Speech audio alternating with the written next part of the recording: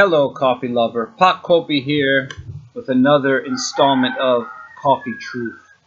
And today I want to talk about the history of home roasting.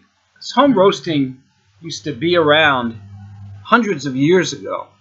In the 1800s and before the mid-1800s, everybody roasted their own coffee at home. This is some illustrations of what those roasters looked like, some bigger than others. But basically, they consist of a drum where the green coffee went into, a handle that was turned manually, and it was roasted over an open fire, similar to an open burner that we would have today. And this is how people roasted their coffee at home. Everyone roasted their own coffee at home. There weren't any commercial roasters at that time, because people knew that this was the best way to make the coffee, and they would do similar to the Ethiopian coffee ceremony I covered in my last video. They would roast, let it cool to room temperature, grind it, and then brew it and drink it. That was the way everyone made their coffee.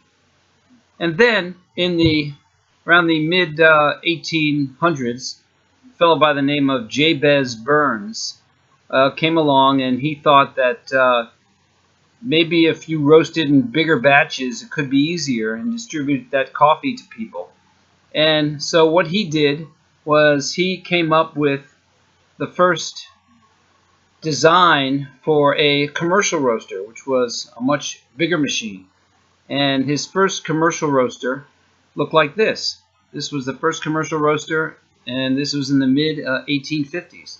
Well, he was trying to convince people to buy already roasted coffee, and it was such slow going for 2 to 3 years that he didn't have any profits for a long time, because he could hardly stay in business, because nobody wanted someone to roast their coffee. They were used to roasting it themselves, even though it was very labor intensive. I mean, can you imagine you're hand turning that roaster for maybe 20-30 minutes roasting your own coffee? But people just didn't see the value in buying already roasted coffee, until eventually people saw that he could deliver already roasted coffee, and in that sense it was much easier.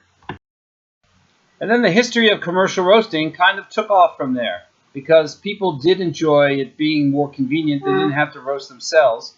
And I would imagine that they were probably delivering the fresh roasted coffee pretty frequently.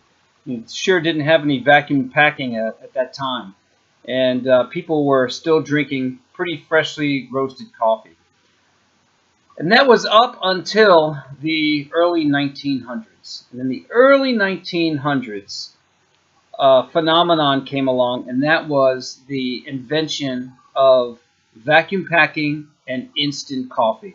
And that completely changed the face of the quality of the coffee for many reasons, and I will get into that in the next video. For now, this video, a little history about home roasting. Everyone used to do it. It took a long time for the commercial roasting to catch on, and now I'm trying to turn the tide back the other way and getting people to home roast again, because we now have machinery and equipment that makes it easy, fun, convenient, and the results are absolutely unparalleled in the coffee world today.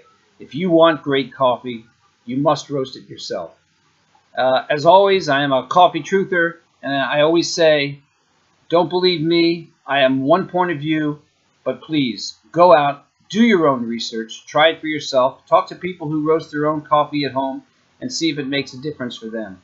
If you try it, I'm sure you will see a huge difference, and your coffee experience will change dramatically. Not only will you have the best coffee in the world, but you can also save quite a bit of money from going to a Starbucks or another place and spending $4 or $5 a cup for your coffee. Okay, coffee lovers, that's this segment. See you again next time.